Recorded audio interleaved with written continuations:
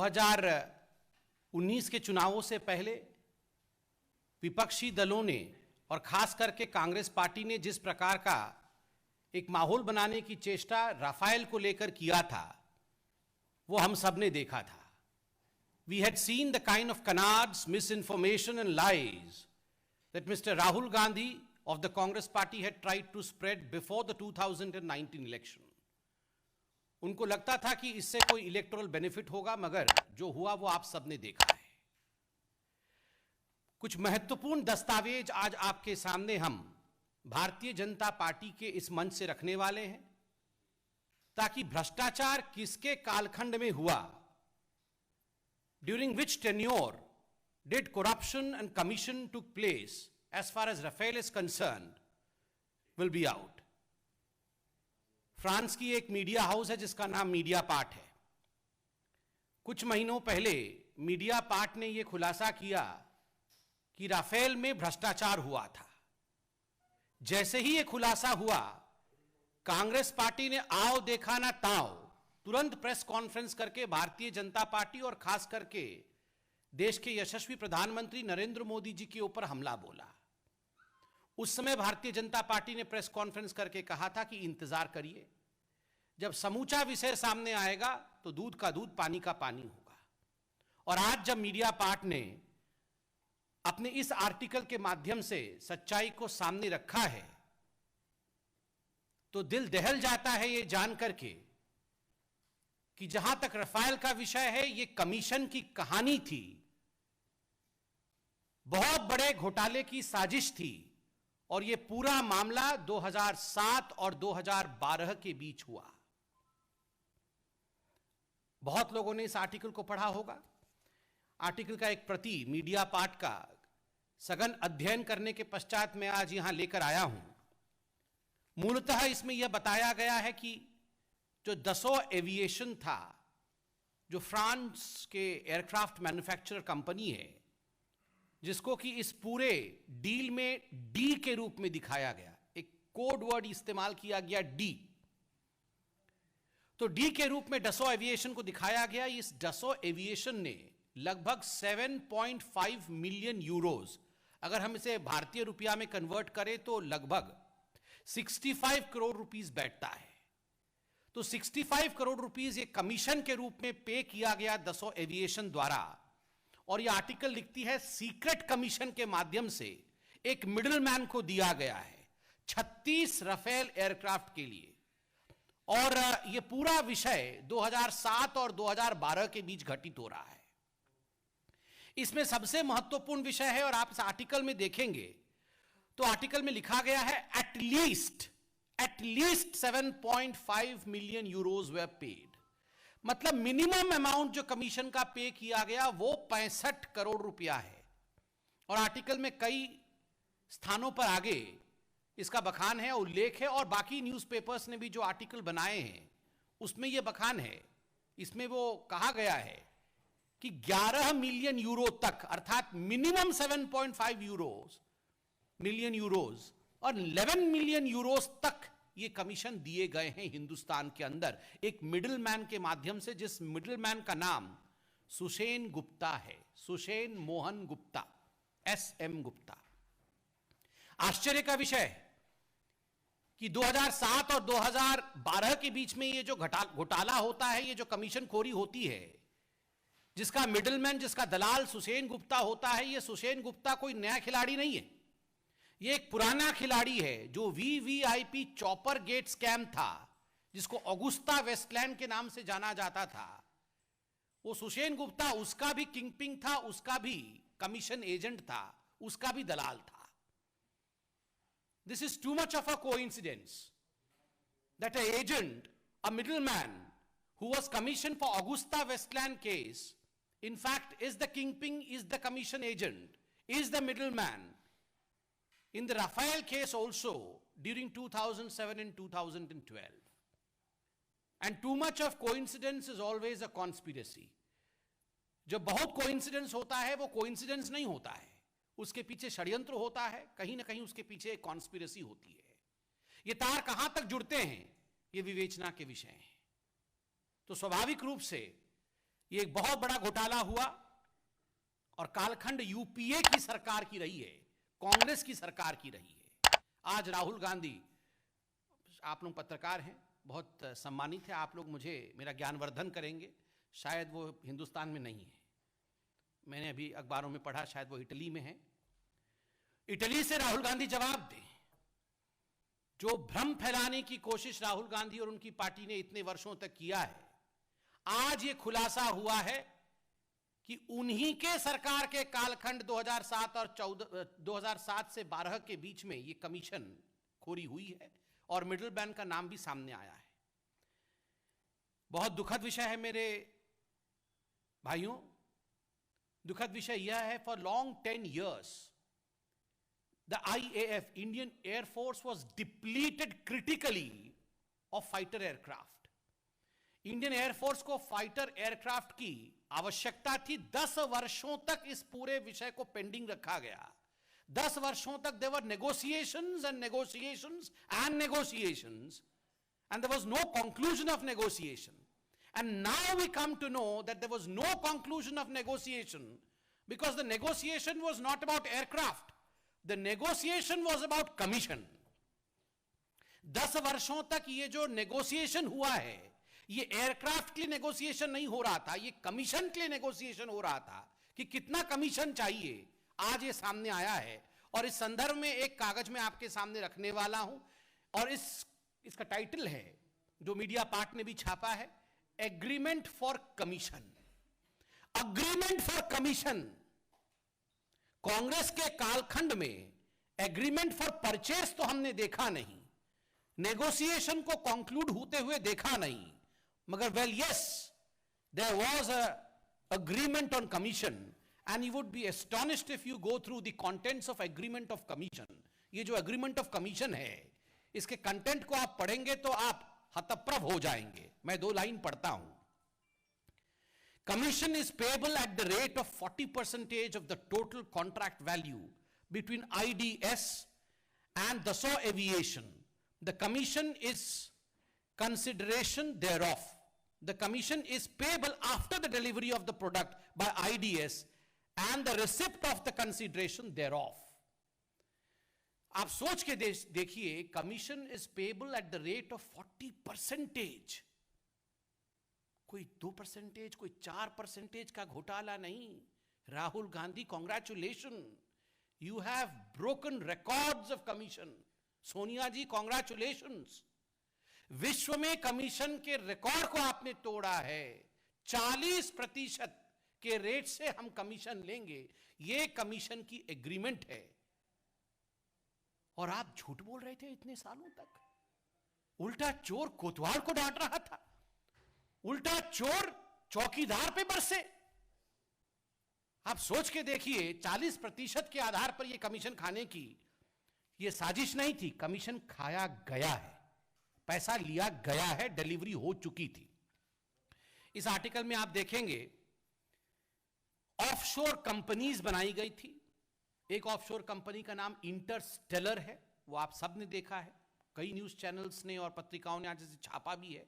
जिस आईडीएस के विषय में मैंने कहा, ये सुषेन गुप्ता की कंपनी है आईडीएस। एक शेल कंपनी यहां बनाना भारतवर्ष में और उसके माध्यम से पैसे बाहर के देशों में ट्रांसफर करना, ये जो ऑफशोर कंपनीज बनाना, डूबियस कॉन्ट्रैक्ट साइन करना, और सबसे बड़ी बात फॉल्स इनवॉइसेस।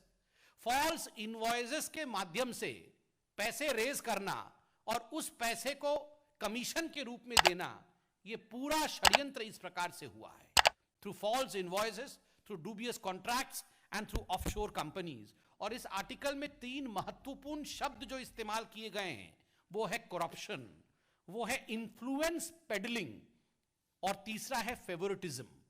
ये जो इन्फ्लुएंस पेडलिंग होता है, ये पैसे देकर आप पूरे डील को इन्फ्लुएंस करने की चेष्टा करते हैं कि आप इसी कंपनी का इस मेक के इस समय खरीदी करिए और ये पैसे आप बदले में पकड़िए। और जो तीसरा शब्द है favouritism, you must be reminded of the fact that this word was oft used by the Congress party spokespersons when they held press conferences. And in fact, this word was dragged to the court that there was favoritism in the deal which was signed by the government to government deal between India and France. But today, we are not only surprised because we know what Congress is capable of. Today we see that favoritism was the part and parcel of the negotiation that was going on between the then dispensation of India, that is UPA, and the company, 2007 to 2012. बंधुगण, आज ये अतिशयोक्ति नहीं होगी कि अगर INC, Indian national Congress को rename किया जाए और कहा जाए कि INC का अर्थ इंडियन नेशनल कांग्रेस नहीं है, INC का अर्थ है I need commission. I need commission, बिना कमीशन के ये कुछ नहीं करते हैं। I need commission. Sonia Gandhi कहती है I need commission, Rahul Gandhi कहते हैं I need commission, Priyanka Vadra I need commission, Robert Vadra I need commission. ये INC मतलब आई नीड कमीशन। और ये सिलसिला कोई आज का नहीं है, जब से कांग्रेस पार्टी है तब से आई नीड कमीशन है।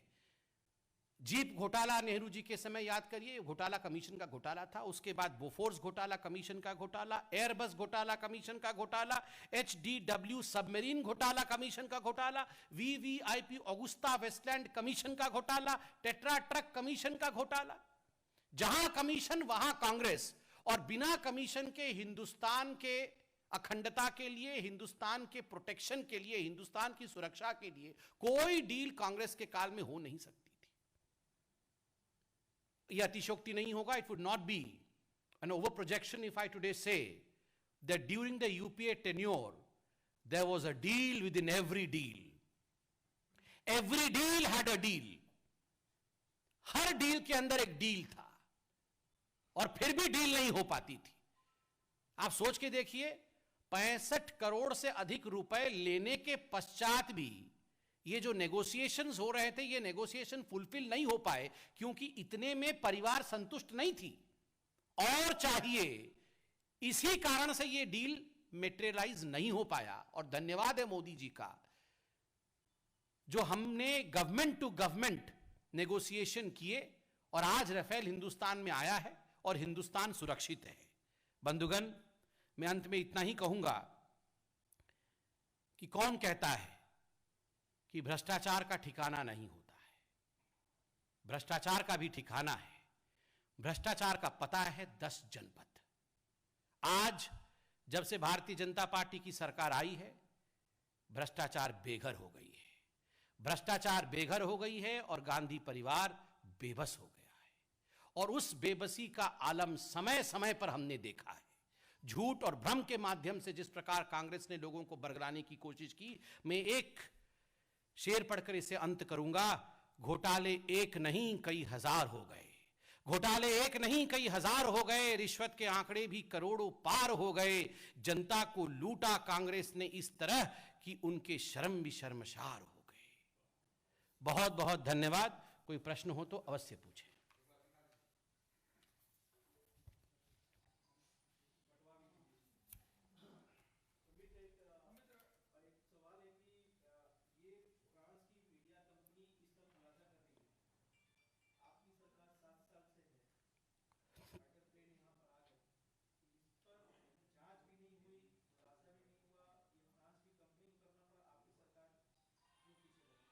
देखिए, मैंने भी पूरे आर्टिकल को पढ़ा है, आप भी पूछ लीजिए, मैं जवाब देता हूं।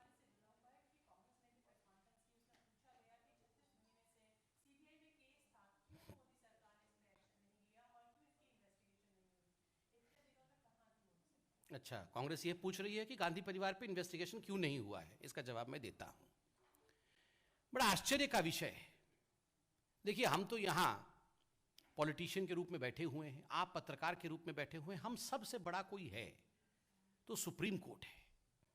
हम सबसे ज्ञानी भी है और स्वाभाविक रूप से तथ्यों के आधार पर उस पूरे विषय की विवेचना करने की क्षमता जो सुप्रीम कोर्ट के पास में है, वो हमारे पास कम होगी।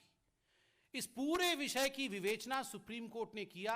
इस पूरे विषय पर सुप्रीम कोर्ट ने अपनी टिप्पणी दी। उस टिप्पणी पर भी एक रिव्यू पिटीशन डाला गया, उसको भी सुप्रीम कोर्ट ने खारिज किया। और सुप्रीम कोर्ट के क्लीन चिट के पश्चात मुझे लगता है कांग्रेस पार्टी, जो बिल्कुल एक माइंस है करप्शन का, उसको सवाल उठाने का कोई हक नहीं है, नंबर एक।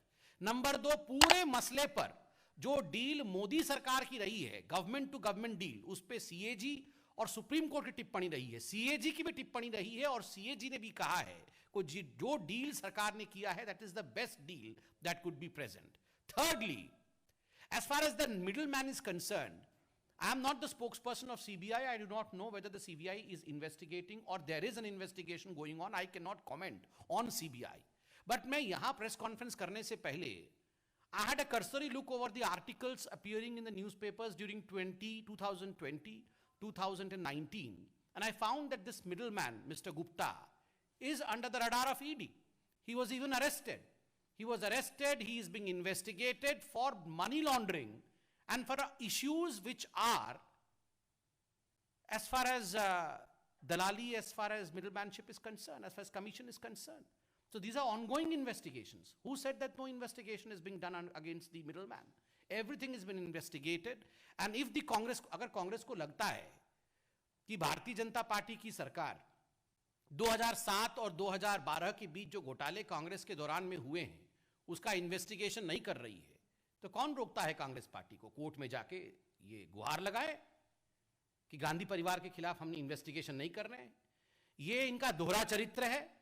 इन्वेस्टिगेशन नहीं किया, इन्वेस्टिगेशन कराओ, हमारी जांच कराओ, ये चिढ़ाने की कोशिश करते हैं, और जैसे ही जांच होती है और ये पकड़े जाते हैं तो बोलते हैं बदले की राजनीति, बदले की राजनीति। ये दोहरा चरित्र नहीं चलने वाला है।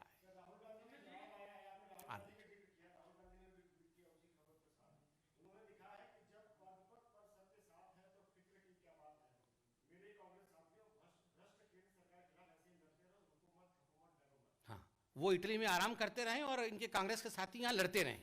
किस चीज के लिए लड़ेंगे? 2007 से 2012 के बीच में भ्रष्टाचार आपने किया, कमीशन आपने लिया, कमीशन लेके छुट्टी मनाने आप इटली चले गए, और यहां पर बैठ के इटली में ट्वीट करते हैं मेरे कांग्रेस के साथियों लड़ते रहो। ये कांग्रेस वाले भी समझ गए हैं राहुल गांधी इनका क्या बना रहे हैं।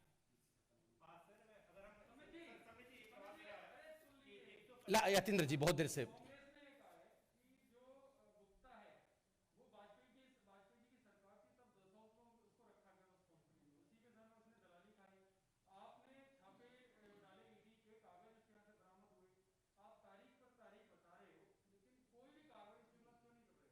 देखिए, कांग्रेस के लिए एक सुझाव है, तू इधर उधर की बात ना कर, तू सिर्फ ये बता कि 2007 से 2012 के बीच ये सारे कमीशन गए किधर?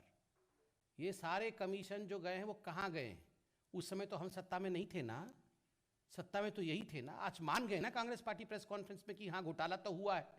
अब कागज नहीं दिखाया, कागज यहाँ नहीं दिया, इस टेबल पे कागज नहीं रखा है, आपने मीडिया में कागज पहले क्यों नहीं दिखाया? ठीक है, वो सब कुछ बात वो करते रहे, मगर ये जो पैसा 2007 से 12 के बीच में गया वो कहाँ गया, किसके घर में रखा हुआ है, ये बता दे अपने प्रेस कॉन्फ्रेंस में। बहुत बहुत धन्यवाद।